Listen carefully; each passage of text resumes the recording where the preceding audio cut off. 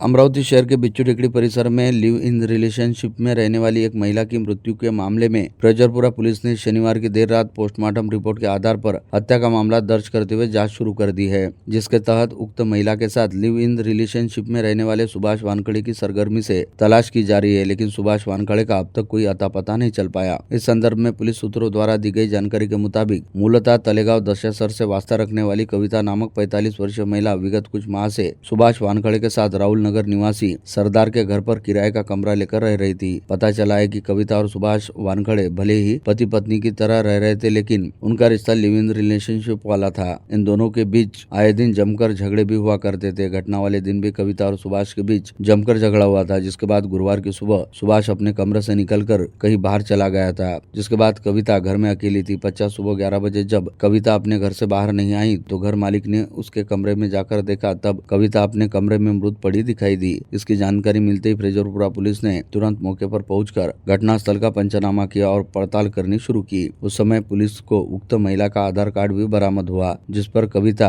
नरेंद्र पिल्लारे नाम लिखा हुआ था, जिसके चलते स्पष्ट हुआ कि उक्त महिला सुभाष वानखड़े के साथ इस कमरे में लिव इन रिलेशनशिप के तहत रह रही थी। पश्चात उक्त महिला के शव को पोस्टमार्टम हेतु भिजवाया गया, जिसकी रिपोर्ट में उक्त महिला के सिर पर गंभीर चोट रहने की बात स्पष्ट होते ही पुलिस ने महिला के भाई रितेश ठाकरे की शिकायत के आधार पर हत्या का मामला दर्ज करते हुए सुभाष वानखड़े की खोजबीन करनी शुरू की, लेकिन अब तक सुभाष वानखड़े का कोई अता पता नहीं चल पाया।